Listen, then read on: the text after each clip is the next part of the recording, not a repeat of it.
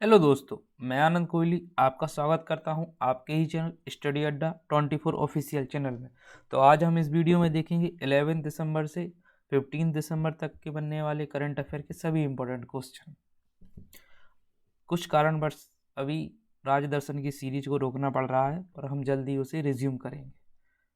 चलिए देखते हैं। आपको इस वीडियो की पीडीएफ नीचे लिंक डिस्क्रिप्शन बॉक्स में दे दिया है, तो आप वहाँ जाकर वीडियो की पीडीएफ डाउनलोड कर सकते हैं। चलिए शुरू करते हैं।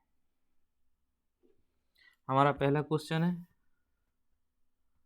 हाल ही में जलवायु परिवर्तन मिशन शुरू करने वाला पहला राज्य बनने जा रहा है, तो ये कौन सा राज्य है? इसका राइट आंसर हो जाएगा तमिलनाडु।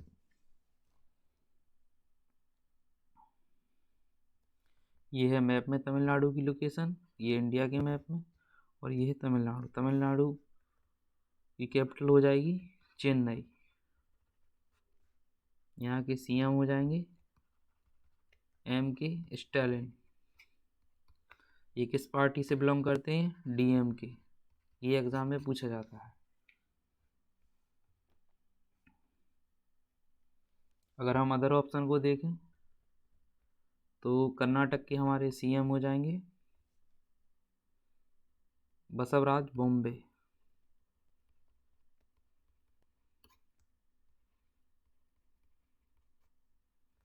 केरल के हमारे सीएम हैं पिनरई विजयन।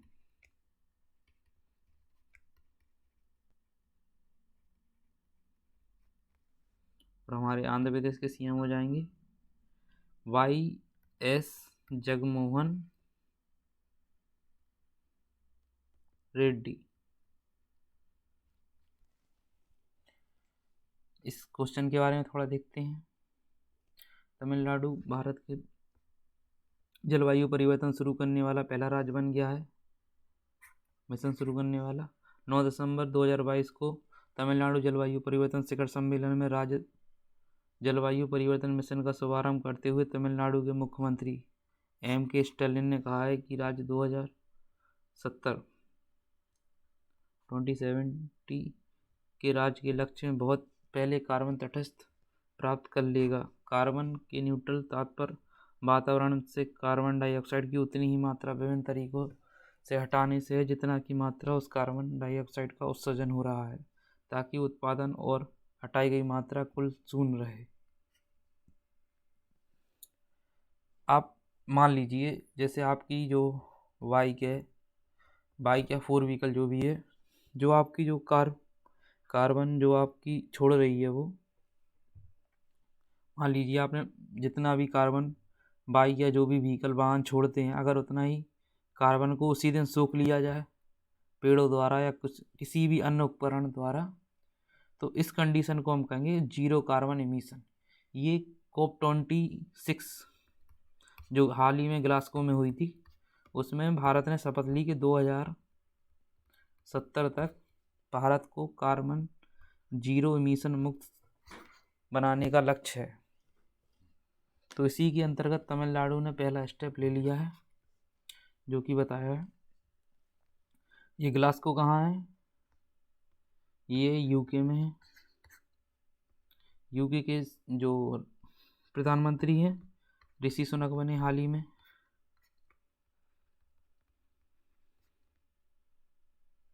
और जो आपकी COP है, इसकी फुल फॉर्म हो जाती है कॉन्फ्रेंस ऑफ पार्टीज।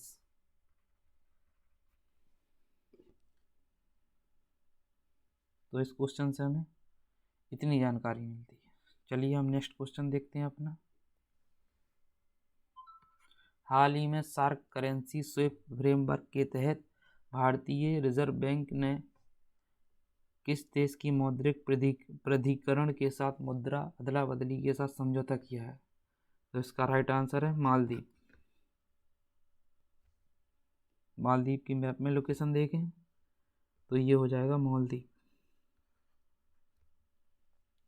मालदीव की जो आपकी कैपिटल है वो है माले। यहाँ की करेंसी हो जाएगी रूफिया। यहाँ की संसद का नाम है मजलिस। यहाँ के राष्ट्रपति इब्राहिम मोहम्मद सोलही। इब्राहिम मोहम्मद सोलही। और यहाँ चलिए हम अदर ऑप्शन को भी देखते हैं पहले। श्रीलंका, ये तो अभी जो इसमें जो इकोनॉमी क्राइसिस हुआ था तो इस वजह से ये बहुत चर्चों में रहा था। इसकी कैपिटल हो जाएगी जयवर्धने कोट्टे। यहाँ की जो करेंसी है उसे श्रीलंकाई रुपया है। और यहाँ की संसद का नाम क्या है? पार्लियामेंट। यहाँ के राष्ट्रपति इसके रनिल विक्रम सिंघे।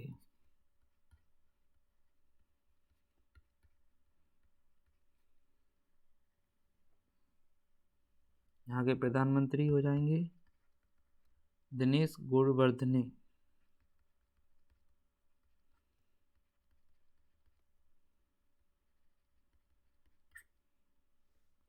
अगर हम मॉरिशस को देखें तो यहाँ की कैपिटल हो जाएगी पोर्ट लुइस।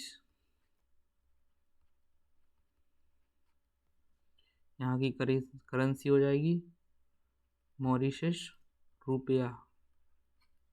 यहाँ की संसद का नाम हो जाएगा नेशनल असेंबली।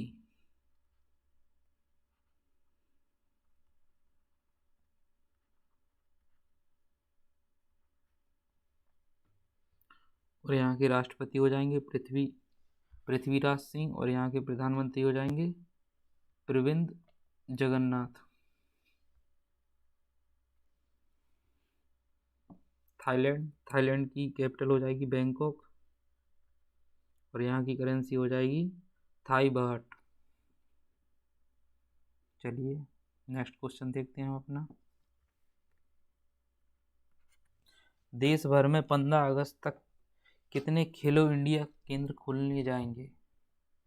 तो इसका राइट आंसर रहेगा 1000। इसके बारे में थोड़ा जानते हैं। जून 2020 में केंद्रीय युवा मामले और खेल मंत्रालय ने पूरे भारत में 1000 नए खेलो इंडिया स्थापित करने की घोषणा की थी। ठीक, ये पहले की जा चुकी थी। देश में कम से कम प्रत्येक जिले में एक खेलो इंडिया स्पोर्ट्स केंद्र होगा। लक्षद्वीप में लद्दाख के लिए एक आपदा अपवाद बनाया गया।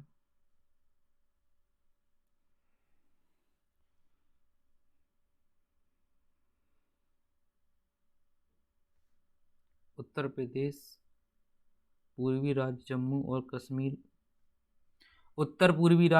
और कश्मीर अंडमान निकोबार द्वीप समूह लक्षद्वीप और लद्दाख के अपवाद बनाया गया और जहां तक प्रत्येक जिले में 2 केंद्र स्थापित किए जाएंगे। जो हमारे खेल मंत्री हैं अभी वर्तमान में कौन है? अनुराग ठाकुर। खेलो इंडिया यूथ गेम्स 2022 हरियाणा के पंचकुला में। खेलो इंडिया यूनिवर्सिटी गेम 2022 बेंगलोर में। 36वें राष्ट्रीय खेल 2022 गुजरात में आयोजित हुए। चलिए हम नेक्स्ट क्वेश्चन देखते हैं। G20 के अध्यक्ष के तहत G20 नौकरी ट्रैक एजेंडे की पहली बैठक कहाँ आयोजित की गई? तो इसका राइट आंसर हो जाएगा बेंगलोर। बेंगलोर किसकी कैपिटल है? कर्नाटक की। इसी प्रकार आपकी भोपाल हो जाएगी एमपी की कैपिटल।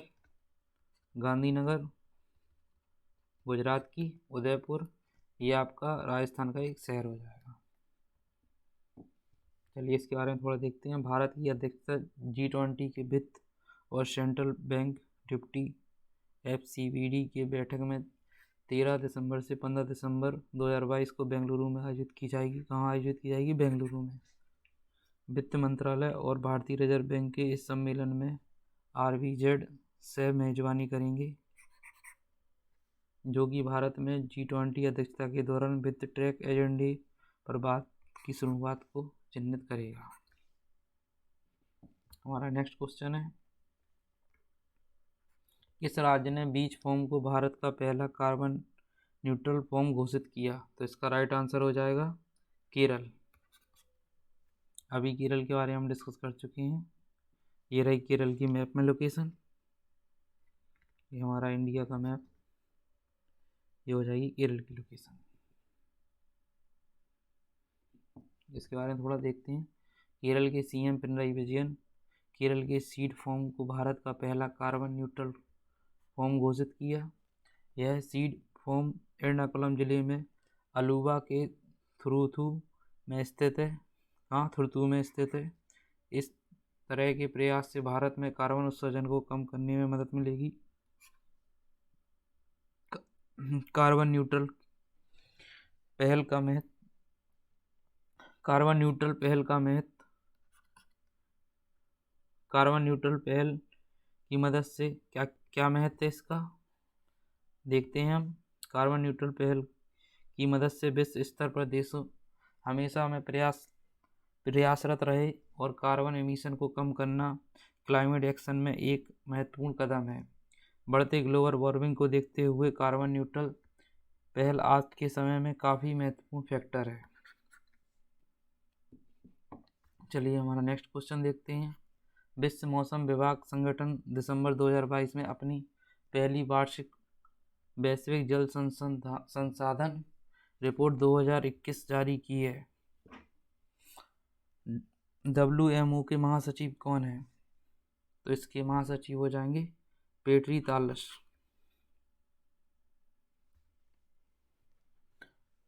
WMO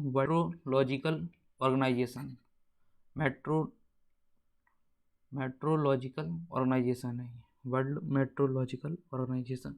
स्थापना 23 मार्च 1950। मुख्यालय जिनेवा स्विट्जरलैंड। महासचिव हो जाएंगे पेट्री तालस। विश्व मौसम विज्ञान संगठन ने दिसंबर 2022 में अपनी पहली बैठक वैश्विक जल संसाधन रिपोर्ट 2021 जारी की। वर्तमान समय में 3.6 बिलियन लोगों को पानी की अपर्याप्त उपलब्धता का सामना करना पड़ रहा है और 2050 तक इससे बढ़कर 5 मिलियन से अधिक हो जाएगी, ये इनकी रिपोर्ट में दावा किया गया है। रिपोर्ट का पहला संस्करण में एक नदी चैनल के माध्यम से बहने वाले पानी की मात्रा को देखा गया है। हमारा नेक्स्ट क्वेश्चन है, गुजरात के 18वें मुख्यमंत्री के रूप में किसे चुना गया? तो इसका राइट आंसर हो जाएगा भूपेन पटेल। ये रहे भूपेन पटेल, जैसा कि आप पिक्चर में देख सकते हैं। ये हो जाएगी इंडिया के मैप में गुजरात की लोकेशन। गुजरात की कैपिटल है गांधीनगर।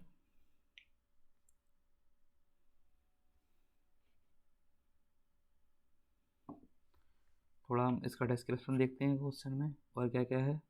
12 दिसंबर 2022 को भारतीय जनता पार्टी ने नेता भूपेंद्र पटेल को गांधीनगर के लगातार दूसरी बार गुजरात मुख्यमंत्री पद की शपथ ली।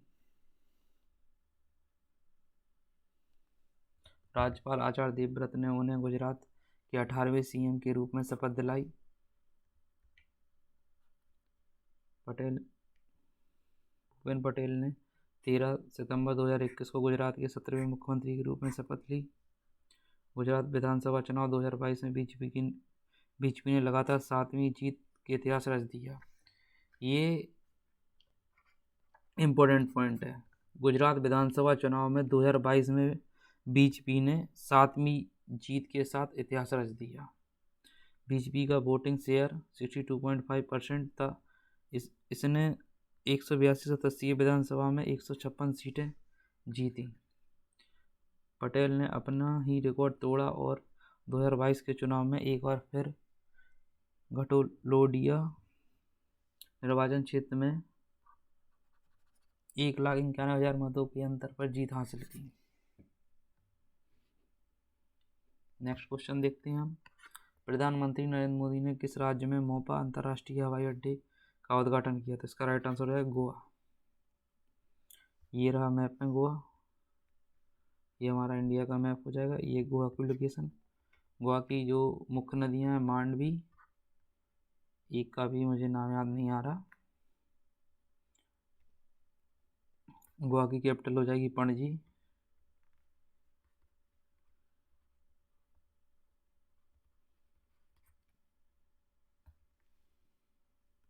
देखते हैं, प्रधानमंत्री नरेंद्र मोदी ने हाल ही में गोवा के मोपा अंतर्राष्ट्रीय हवाई अड्डे का उद्घाटन किया है, जिसका नाम पूर्व मुख्यमंत्री मनोहर पर्रिकर के नाम पर रखा गया है। किसके नाम पर रखा गया है? मनोहर पर्रिकर के नाम पे। पणजी से लगभग 35 किलोमीटर की दूरी पर स्थित यह नया हवाई अड्डा 44 लाख लोगों को समायोजित कर सकता है। कितना? 44 लाख लोगों को। भविष्य के विकास की योजनाओं के बाद इसकी क्षमता प्रति वर्ष 3 करोड़ से अधिक यात्रियों तक बनाई जा सकती है। कहाँ तक एक्सटेंड किया जा सकता है? 3 करोड़ तक। देश के गोवा अकेला एक राज्य है जो यूनिफॉर्म सिविल कोड लागू है वर्तमान समय। ये पुर्तगाली सिविल कोड 1867 के नाम से जाना जाता है। 1961 में गोवा का भारत में विलय हुआ और इसके बाद यह कानून लागू हुआ, यूनिफॉर्म सिविल कोड। अभी जो उत्तराखंड है वहाँ पे भी लागू करने की घोषणा कर दी थी अभी। हाल ही में किसे 2022 में विश्व एथलीट के रूप में चुना गया? डुप्लाटिस, इन दोनों को चुना गया।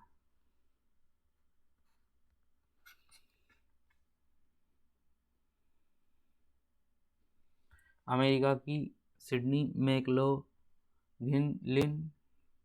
मैकलॉगलिन और स्वीडन की आर्मेंड डुप्लाटिस को world athlete of the year 2022 चुना गया। सिडनी की मैकलॉगलिन एक ओलंपिक स्वर्ण पदक विजेता हैं और उन्होंने 4x400 मीटर की रिले में स्वर्ण पदक रेस में स्वर्ण पदक जीता, अमेरिका की मदद की। और डुप्लाटिस ने ओलंपिक, विश्व चैंपियन, विश्व इंडोर चैंपियन, विश्व जूनियर चैंपियन आदि में स्वर्ण पदक जीतने वाले पोल वॉल्टर हैं। उन्होंने यूजन में स्वर्ण पदक जीतने के लिए रिकॉर्ड 6.21 मीटर 20.36 फीट की दूरी तय की। हमारा नेक्स्ट क्वेश्चन हो जाएगा, किस राज्य की स्थिति में शिशुपाल पहाड़ी को पर्यटन स्थल के रूप में विकसित किया गया? तो इसका राइट आंसर रहेगा छत्तीसगढ़। ये शिशुपाल पहाड़ी, इसमें थोड़ा छत्तीसगढ़ से अगर रिलेट करें थोड़े, जो हाल ही में चर्चित में रही चीज़ें, हाल ही में छत्तीसगढ़ के मुख्यमंत्री की घोषणा से अब इस पहाड़ पर ट्रैकिंग पर्यटन के लिए कई मूलभूत सुविधाओं को स्थापित करने का रास्ता खुल गया है।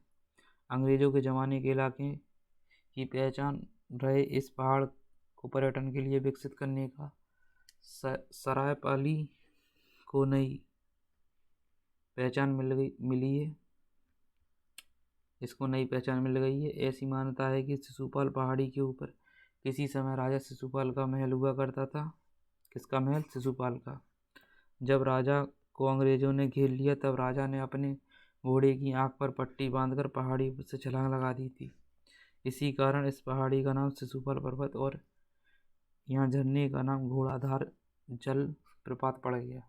ये चर्चा में रह सकता है घोड़ाधार जल प्रपात, क्योंकि एसएससी और रेलवे वगैरह जी ऐसे ही पॉइंट पूछते जो घोड़ाधार जल प्रपात, जो हाल ही में करंट कैसे आता है आपका, जो चर्चा में है उससे रिलेटेड वहाँ से जितने भी क्वेश्चन बन सकते हैं वो सभी करंट में अपडेट कर देते हैं, स्टैटिक्स में। हमारा नेक्स्ट क्वेश्चन है, TTFI ये नए अध्यक्ष के रूप में किसे चुना गया? तो इसका राइट आंसर हो जाएगा मेघना अहलावत। इसकी फुल फॉर्म हो जाएगी table tennis federation of India.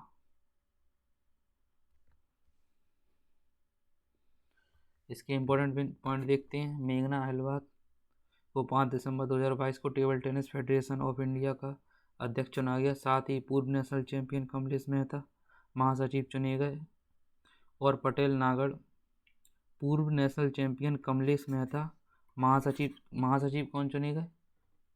Kamlesh Mehta. और पटेल नागेंद्र रेड्डी कोषाध्यक्ष चुने गए। दुष्यंत चौटाला टीटीएफ के पूर्व अध्यक्ष हैं। इसकी स्थापना 1926 और इसका मुख्यालय दिल्ली में। थैंक यू दोस्तों। अगर आपको मेरी मेहनत पसंद आ रही हो तो लाइक करें, अपने दोस्तों को शेयर करें और चैनल को सब्सक्राइब करें। Thank you.